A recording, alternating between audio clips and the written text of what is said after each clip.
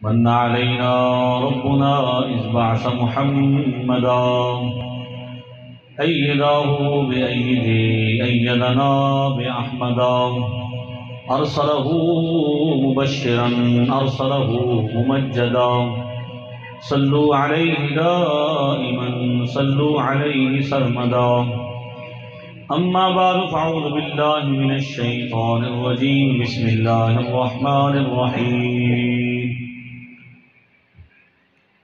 فالذين آمنوا به وعزروه ونصروه واتبعوا النور الذي أنزل معه أولئك هم المفلحون قال النبي صلى الله تعالى عليه وسلم لا يؤمن أحدكم حتى أكون أحب إليه من والده وولده والناس أجمعين صدق الله مولانا العظيم بلغنا رسوله النبي الكريم ونحن على ذلك لمن الشاهدين والشاكرين والحمد لله رب العالمين حق جل مغرز طرز بیان محمد است آری کلام حق بزبان محمد است غالب ثناء خواجہ بیزدان گزاشتیں کان ذات پاک مرتبہ دان محمد است افلاطون طفل باشر بیونانے کی مندارم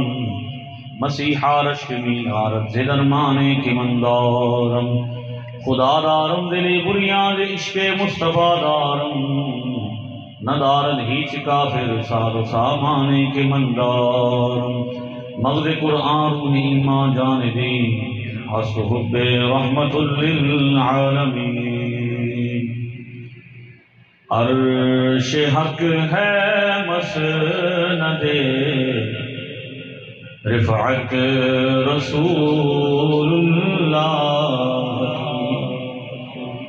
عرش حق ہے مسند رفعت رسول اللہ کی دیکھنی ہے حشر میں عزت رسول اللہ کی لا ورب العرش جس کو جو ملا ان سے ملا لا ورب العرش جس کو جو ملا ان سے ملا بٹتی ہے کونین میں رحمت رسول اللہ کی بٹتی ہے کونین میں رحمت رسول اللہ وہ جہنم میں گیا جو ان سے مستغنی ہوا وہ جہنم میں گیا جو ان سے مستغنی ہوا ہے خلیل اللہ کو حاجت رسول اللہ کی ہے خلیل اللہ کو حاجت رسول اللہ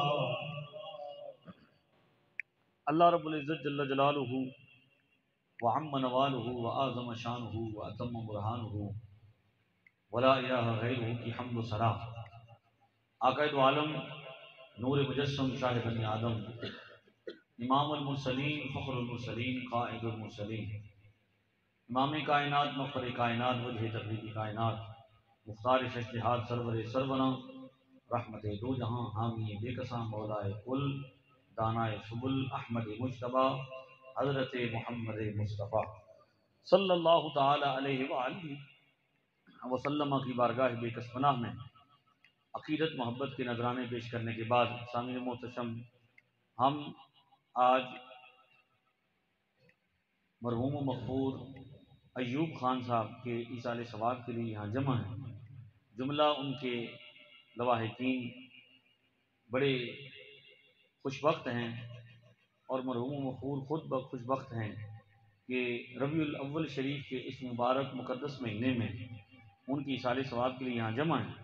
مجھے جناب محترم نقیب ذیشان جناب بلال خان صاحب نے حکم دیا تھا، میں حاضر ہو گیا ہوں، اور جو وقت دیا گیا ہے اس کے مطابق میں آپ کے سامنے چند باتیں کروں گا مختصر وقت میں۔ موضوع انہوں نے مجھے جو دیا ہے وہ ہے ذکر میلاد مصطفیٰ صلی اللہ علیہ وسلم قرآن و سنت کی روشنی میں، کہ آج ہر طرف حضور صلی اللہ تعالی علیہ وسلم کی ولادت باسعادت کا جشن منایا جا رہا ہے۔ مسلمان بہت خوش ہیں، جب یہ مہینہ آتا ہے تو مسلمان خوش ہوتے ہیں اور محافل کا انعقاد کرتے ہیں، محفلیں سجاتے ہیں، جلوس نکالتے ہیں، چراغاں کرتے ہیں، ایک دوسرے کو مبارکباد دیتے ہیں، درود پاک کی کثرت کرتے ہیں۔ تو سوال یہ ہے کہ یہ محفل ذکر میلاد مصطفیٰ قرآن مقدس کی روشنی میں اور سنت مصطفیٰ صلی اللہ علیہ وسلم کی روشنی میں اس کی حیثیت کیا ہے، اتنی بات آپ کے سامنے کرنی ہے۔ کیونکہ آج معلومات کا دور ہے، علم کی بات نہیں کر رہا، معلومات کی بات کر رہا ہوں۔ لوگوں کی معلومات سوشل میڈیا کی وجہ سے کافی ہوگی، اور یہ مزاج بھی آ گیا ہے کہ لوگ ہر بات پر دلیل بھی طلب کرتے ہیں۔ تو جب ہم قرآن و سنت میں غور کرتے ہیں تو ہمارے اوپر یہ بات واضح ہوتی ہے کہ ہم مسلمان ہیں، اور بحیثیت مسلمان ہم پر رسول اللہ صلی اللہ علیہ وسلم کی محبت واجب ہے۔ اور میں آپ کے سامنے جو باتیں کروں گا وہ متفقہ باتیں ہوں، اس میں کوئی تفرد کی بات نہیں ہوگی، یعنی ایسی بات آپ کے سامنے نہیں کروں گا جس میں کوئی اختلاف ہو۔ آپ کے سامنے ایسی بات کروں گا جو سب جس پر متفق ہوں گے، دلیل وہ دوں گے۔ اس بات پر مسلمانوں کا اجماع ہے کہ رسول اللہ صلی اللہ علیہ وسلم کی محبت واجب ہے ہر مسلمان۔ کوئی مکتبہ فکر بھی اس بات کا انکار نہیں کرتا کہ آقا علیہ الصلوۃ والسلام رسول اللہ صلی اللہ علیہ وسلم کی محبت واجب نہیں ہے۔ آپ کی محبت کے بغیر ایمان مکمل، اس پر حدیث پاک بھی ہے جسے حضور صلی اللہ علیہ وسلم نے یوں بیان فرمایا، امام بخاری نے اس کو ذکر کیا، لا یؤمن احدکم حتی اکون احب الیہ من والدہ وولدہ والناس اجمعین۔ تم میں سے کوئی شخص اس وقت تک مومن نہیں ہو سکتا جب تک وہ مجھ سے تمام لوگوں سے بڑھ کر، بچوں سے بڑھ کر، باپ سے بڑھ کر، ماں سے بڑھ کر، تمام لوگوں سے بڑھ کر محبت نہ کر دے۔ تو محبت رسول حضور صلی اللہ علیہ وسلم کی واجب ہے، ایمان کا تقاضا ہے۔ اب میں آپ کو یہ سمجھانا چاہتا ہوں کہ ہر چیز کا کوئی نہ کوئی تقاضا ہے، محبت رسول کا کیا تقاضا ہے؟ محبت رسول کا کیا تقاضا ہے کہ حضور کی ذات سے بھی محبت کی جائے، حضور کی بات سے بھی محبت کی جائے، اور حضور کی نسبت سے بھی محبت کی جائے۔ اتنا خشک بیان نہیں ہوگا بلال بھائی نے جس طرح ماحول بنا دیا ہے کہ آپ سمجھیں کہ آپ سبحان اللہ بھی نہیں کہہ سکتے۔ سبحان اللہ کہنے پہ پابندی نہیں ہوگی۔ علمی بیان کا مطلب یہ کہ جو بات ہوگی آپ کے سامنے ثبوت کے ساتھ ہوگی، بس۔ باقی ذوق کے، اشعار کے ہم مخالف نہ سر کے مخالف۔ بات کریں جس انداز سے کریں، ہر بندے کا اپنا ایک انداز ہے۔ آواز صحیح نہیں ہے، تھوڑی سی ایسی کریں کہ یہ شور ختم کرے، اور بیس تھوڑا سا بڑھائیں تاکہ آواز جو ہے وہ صحیح سمجھ آئے۔ یہ ممنوع نہیں ہے کہ آپ بات نہ کریں، آپ بات ضرور کریں لیکن دلیل سے کریں، جس انداز سے کریں، انداز آپ کو اجازت ہے۔ تو میں بات کر رہا ہوں آپ کے سامنے، وقت بھی بڑا مختصر ہے اور بات آپ کو سمجھانی بھی ہے کہ رسول اللہ صلی اللہ علیہ وسلم کی محبت کا تقاضا یہ ہے کہ آپ صلی اللہ علیہ وسلم کی ذات سے بھی پیار کیا جائے، آپ کی بات سے بھی پیار کیا جائے، اور آپ کی نسبت سے بھی پیار کیا جائے۔ تو ذات کی بات، محبت کی بات تو آپ نے قرآن و سنت میں پڑھی ہے، صحابہ کیسے محبت کرتے تھے حضور کی ذات سے، اور حضور کی بات بھی کیسے مانتے تھے، بات میں بھی کتنی محبت کرتے تھے، یہ بھی ہے، یہ عنوان نہیں ہے، اور یہ تقریباً زیادہ تفصیلی بات ہے، اس لیے میں اس دونوں حصوں کو جو پہلے ضابطہ میں نے آپ کے سامنے بیان کیا ہے، ذات کا احترام، بات کا احترام، اس پہ بات نہیں کروں گا، نسبت کے احترام کی بات کروں گا۔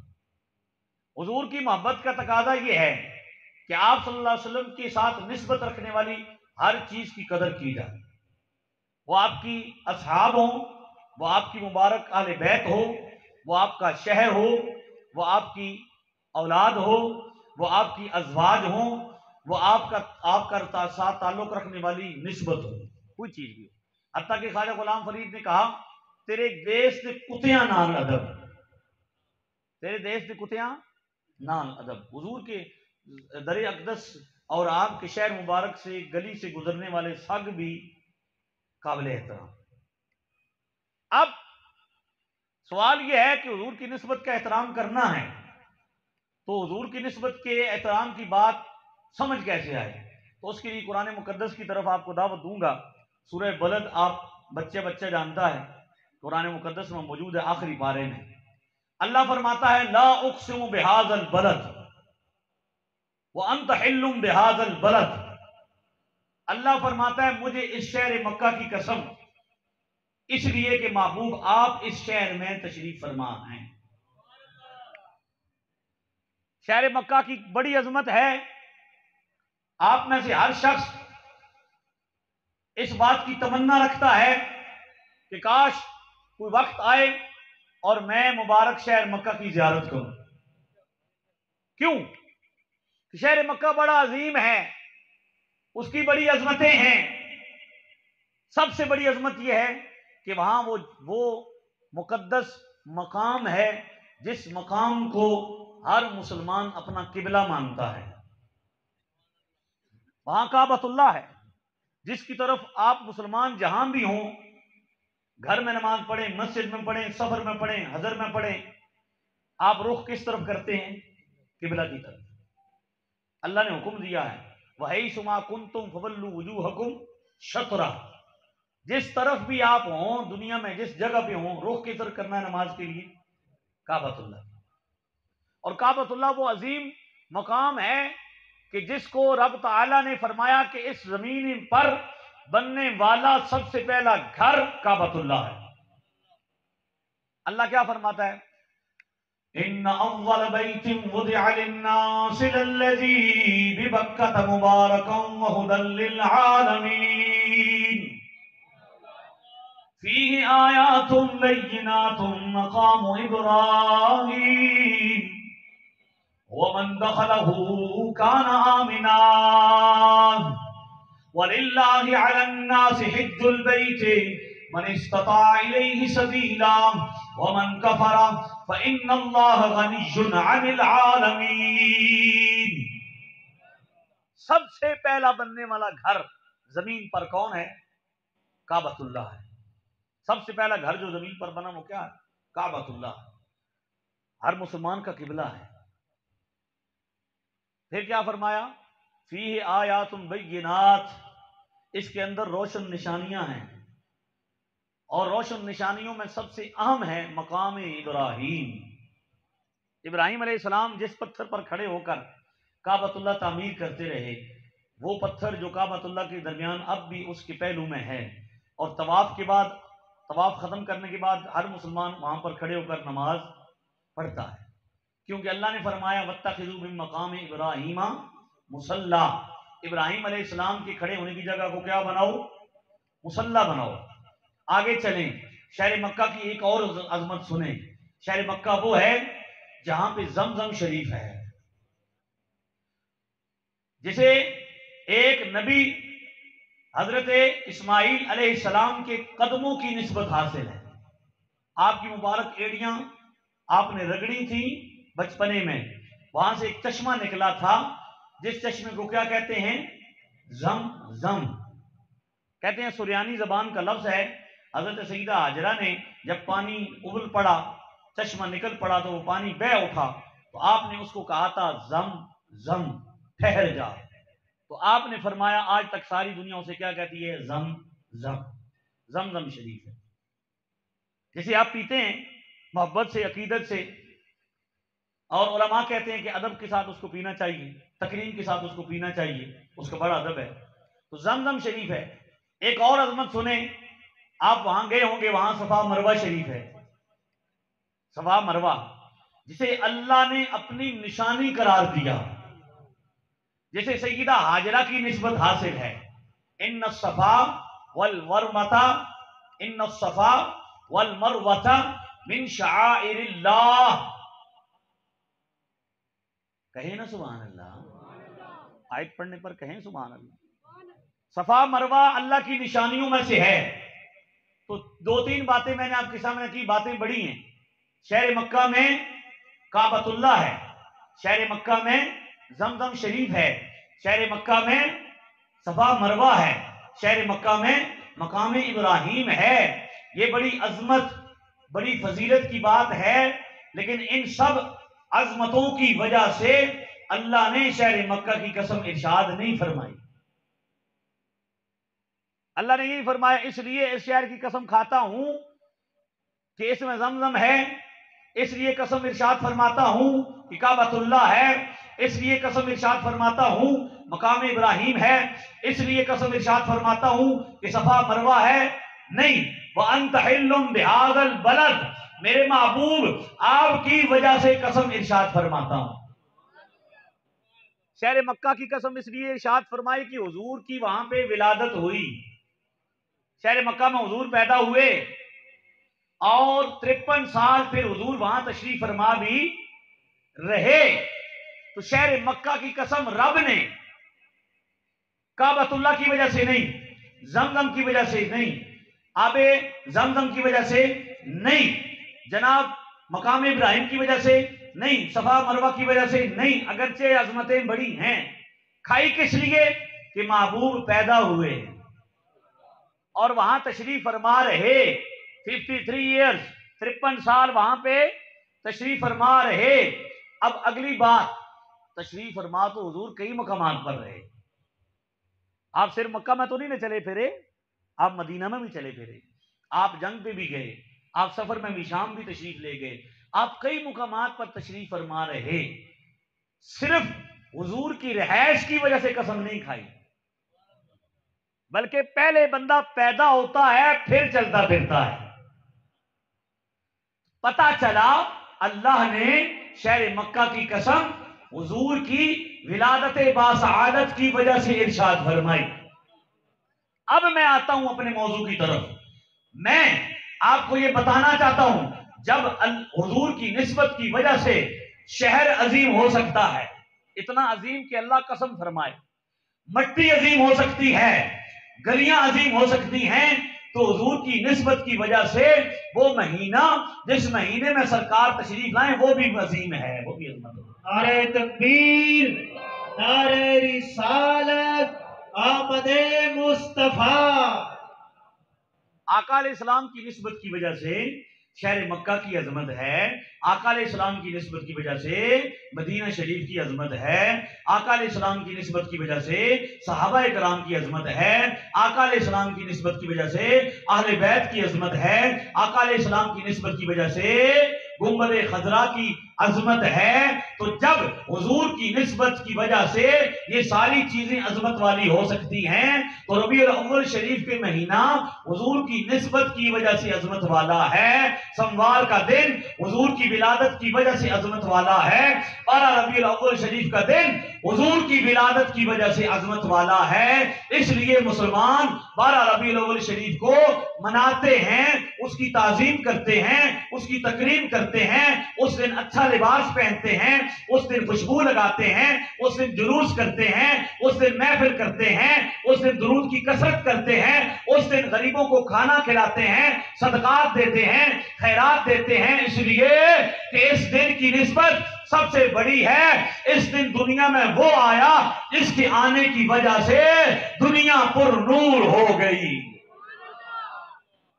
اور یہ صرف خطابت نہیں، صرف جملے نہیں، میں اس پر دلیل بھی آپ کو پیش کرتا ہوں۔ صحیح بخاری شریف کی حدیث، حضور سے پوچھا گیا یا رسول اللہ آپ سوموار کے دن کو روزہ کیوں رکھتے ہیں؟ سئل عن صوم الاثنین، آپ سوموار کے دن کا روزہ کیوں رکھتے ہیں؟ فرمایا ذاک یوم ولدت فیہ، یہ وہ دن ہے جس دن میں اس دنیا میں آیا۔ حافظ القرنین صاحب سٹیج پر تشریف ہے، تو حضور خود اس دن کو بتا رہے ہیں۔ اب دنیا کہتے ہیں دلیل کیا ہے، اہمیت کیا ہے، تو ہم کہتے ہیں حضور کی نسبت کی وجہ سے، حضور کی نسبت کی وجہ سے صحابہ کی عظمت ہے، بولیے، حضور کی نسبت کی وجہ سے اہل بیت کی عظمت ہے، حضور کی نسبت کی وجہ سے شہر مکہ کی عظمت ہے، حضور کی نسبت کی وجہ سے مدینہ منورہ کی عظمت ہے۔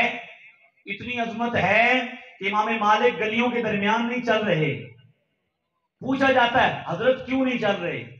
کہا یہ وہ گلیاں ہیں جہاں میرے آقا چلتے پھرتے رہے ہیں، میری عقیدت یہ گوارا نہیں کرتی کہ میرا قدم وہاں پہ پڑ جائے جس مقام پر میرے آقا چلتے پھرتے رہے ہیں۔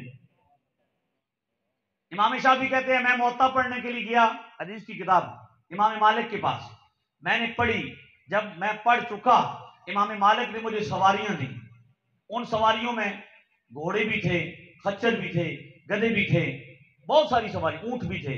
کہتے ہیں بچے ساریاں لے جا، ایسا استاد ہو نا تو پھر دین پھیلتا ہے۔ فرمایا بچے ساریاں لے جا۔ کہا حضور آپ بزرگ ہو گئے ہیں، آپ کے پاس ایک سواری نہیں ہے، آپ بھی تو کچھ رکھ لیں، مجھے بھی دیں میں لے لوں گا، لیکن کچھ سواری آپ بھی رکھ لیں، ایک آدھ آپ بھی چلیں۔ امام مالک کہتے ہیں پتر میری عقیدت یہ گوارا نہیں کرتی، یہ وہ گلیاں ہیں جہاں حضور پیدل چلتے پھرتے رہے ہیں۔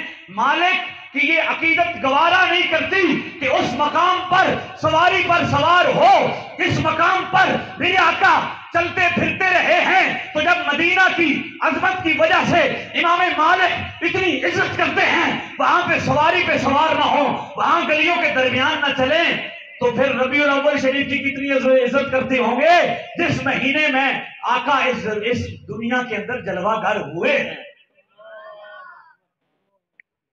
سواری سے اپنی تو جس دم اترنا، مدینے کے زائر ذرا تو سنبھلنا، یہاں تھا میرے مصطفیٰ کا گزرنا، حرم کی زمین اور قدم رکھ کے چلنا، ارے سر کا موقع ہے او جانے والے، ارے سر کا موقع ہے او جانے والے۔ میرے آقا علیہ السلام کی مبارک نسبت کی وجہ سے ربیع الاول شریف کی عظمت ہے، آپ کے مبارک ذکر کی وجہ سے ربیع الاول شریف کی عظمت ہے، اس لیے کہ حضور تو وہ ہیں، آپ تشریف لے آئے ہیں، آپ کی آمد ہو گئی ہے، آپ کی آمد ہو گئی ہے، اب تذکرہ نہ ہو، آپ تو وہ ہیں کہ ابھی تشریف نہیں لائے پھر بھی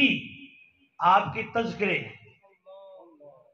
اللہ نے فرمایا وَإِذَا أَخَذَ اللَّهُ مِيثَاقَ النَّبِيِّينَ لَمَا آتَيْتُكُم مِّن كِتَابٍ وَحِكْمَةٍ ثُمَّ جَاءَكُمْ رَسُولٌ، اللہ نے نبیوں کی ارواح کو جمع کیا، رسولوں کی ارواح کو جمع کر کے اللہ نے فرمایا جب میں تمہیں کتاب و حکمت دوں، نبوت عطا کروں اور تم دنیا میں چلے جاؤ، تمہارے ہوتے ہوئے میرے آقا آ جائیں تو ان پر ایمان بھی لانا اور ان کی مدد بھی۔ ابھی جلوہ گر کچھ بھی نہیں ہے، دنیا میں پیدا ہی نہیں کچھ ہوا، کائنات تخلیق نہیں ہوئی، اور حضور کا ذکر، آمد کا ذکر، آپ جاءکم رسول سے دیکھیں، کہتے ہیں میلاد کہاں لکھا ہے؟ میں کہتا ہوں سورہ آل عمران میں لکھا ہے، ثم جاءکم رسول، پھر وہ رسول آ جائیں، ان کے آنے کے بعد پھر تمہارا کام کیا ہے؟ ان پر ایمان بھی لانا، ان کی مدد بھی کرنا۔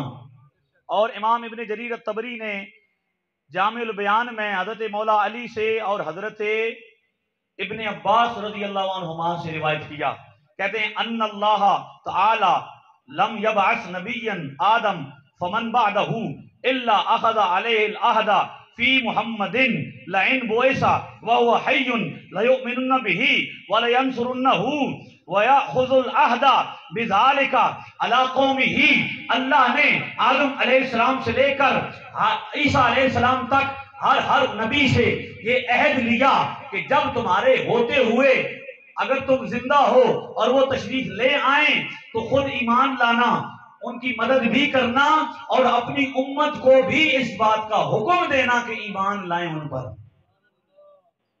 میرا سوال یہ ہے، علماء بیٹھے ہیں کہ اللہ تعالیٰ عالم الغیب ہے، خالق الغیب ہے، غیب کا پیدا کرنے والا ہے، سب کچھ پیدا کرنے والا، خالق سے کچھ چھپا ہوا، اسے اس بات کا علم ہے، پتہ ہے، طے ہے کہ نبی نے آخر الزمان، نبی نے آخری زمانے میں آنا ہے، میرے اور آپ کے آقا نے کب آنا ہے؟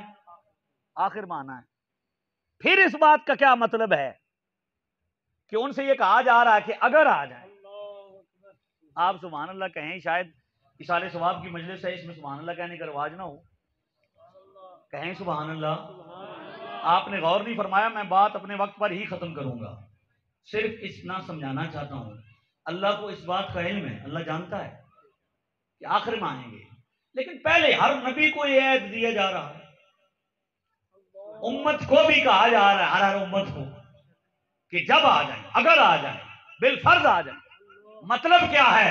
رب اپنے حبیب کی آمد کا تذکرہ کرنا چاہتا ہے، اور اس بات کا یہ بات چاہتا ہے کہ ہر دور میں میرے محبوب کا ذکر ہو، میرے محبوب کی ولادت کا ذکر ہو، میرے محبوب کا میلاد منایا جائے۔ اس لیے آپ کی آمد سے پہلے بھی ہر نبی، ہر رسول، ہر امت کو اس بات کا حکم دیا، تو جب نہیں آئے، ابھی تشریف نہیں لائے، جلوہ گر نہیں ہوئے، تو آمد کا تذکرہ ہے، تو جب تشریف لے آئے تو پھر کیوں نہیں ہونا چاہیے؟ پھر تو اظہار تشکر کے طور پر ہونا چاہیے، پھر تو شکر بجا لانے کے لیے ہونا چاہیے کہ یا اللہ تو نے کرم کر دیا ہے جی۔ 14 اگست اس لیے مناتے ہیں کہ اس دن اللہ نے ملک عطا کیا، شکر ادا کرنے کے لیے۔ عید الوطنی سعودیہ والے اس لیے مناتے ہیں سال میں ایک بار، عید الوطنی اس لیے مناتے ہیں سعودیہ والے، تاکہ لوگوں کو یہ پتہ چلے کہ اس دن ہمیں حکومت ملی تھی، ہم آزاد ہوئے تھے عثمانیوں سے، اس لیے ہر ملک اپنا جشن مناتا ہے، بچہ پیدا ہوتا ہے، سال بعد مولوی صاحب کہتے ہیں منانا جائز ہے، مولانا صاحب فتاوی رشیدیہ میں کہتے ہیں جائز ہے سالگرہ منانا، اس لیے یہ تحدیث نعمت ہے۔ بچہ پیدا ہوا، مثال دے رہے ہیں 2 فروری 2002 کو، اب 2 فروری جب بھی آئے گا آپ کیا کریں گے؟ برتھ ڈے منائیں گے، وہ ٹوپی چونگ والی نہ پہنے، اور وہ جو کیک شیک ہے وہ کاٹے نہیں، رکھ لیں اور وہاں پہ دعا کر لیں کہ یا اللہ بچے کی عمر دراز کر، تو یہ اتنی جواز کی صورت ہے۔ وہ تراڑی شرائیاں یا ہیپی برتھ ڈے ٹو یو وغیرہ نہ کہیں، کو گانے نہ گائیں، تو پھر غیر شرعی رسومات سے خالی ہو تو مولانا کہتے ہیں جائز ہے، اس لیے کہ یہ دن وہ ہے جس دن اللہ نے مجھے بیٹا دیا تھا، اب وہ دن لوٹ کے آیا تو میں رب کا شکر ادا کر رہا ہوں۔ یہ وہ دن ہے جس دن میں بے اولاد تھا، یہ دن جب آیا تو اللہ نے مجھے اولاد دے دی، تو میں اللہ کا شکر ادا کرنے کے لیے سال بعد سالگرہ مناتا ہوں۔ اور مولانا نے فتاوی رشیدیہ میں، رشید احمد گوئی صاحب نے فتویٰ بھی دے دیا کہ یہ جائز ہے تحدیث نعمت کے طور پر۔ تو میں کہتا ہوں جب بچہ ملے تب زیادہ نعمت ہوئی ہے کہ جب وہ سارے بچے، ساری نعمتیں جس نعمت کے صدقے میں ملی، جب وہ نعمت آئے تو پھر زیادہ اہم ہے۔ اللہ نے نعمت یاد کرائی، فرمایا وَاذْكُرُوا نِعْمَتَ اللَّهِ عَلَيْكُمْ إِذْ كُنْتُمْ أَعْدَاءً فَأَلَّفَ بَيْنَ قُلُوبِكُمْ فَأَصْبَحْتُمْ بِنِعْمَتِهِ إِخْوَانًا۔ اس نعمت کے آنے سے پہلے تم آپس میں دشمن تھے، جھگڑے کرتے تھے، لڑائیاں کرتے تھے، ایک اونٹ کو پانی پلانے کی بارے پر سالوں سال تک لڑائیاں ہوتی تھی، قتل و غارت کرتے تھے، ماں کی عزت کوئی نہیں کرتے تھے، بچیوں کو زندہ درگور کر دیتے تھے، اتنا کچھ کرتے تھے۔ جب وہ نعمت آئی تو اللہ نے اتنا فضل کیا کہ تم آپس میں دشمن تھے، بھائی بھائی بن گئے۔ فَأَصْبَحْتُمْ بِنِعْمَتِهِ إِخْوَانًا، اس نعمت کبریٰ کی وجہ سے آپس میں بھائی بن گئے۔ تو وہ نعمت کبریٰ نہ ہوتی تو آج ہوتے ہم، یہ پتر ملتے، یہ بیٹیاں آتی، یہ کیک کٹتے، یہ وطن ہوتے، یہ جشن آزادی ہوتا، تو جب ہو جائے اور سب مناتے ہیں جشن آزادی، تو پھر یہ بات کیوں نہیں قوم کو سمجھ آ رہی کہ یار یہ سارے نعمتیں، ساری عظمتیں، سارے ممالک، ساری آزادیاں اس نور ازلی کے صدقے میں ہیں. لہذا یہ ہے. تو بس میرا وقت پورا ہو گیا ہے. اللہ رب العزت عمل کرنے کی توفیق عطا فرمائے. وآخر دعوانا ان الحمد للہ رب العالمین.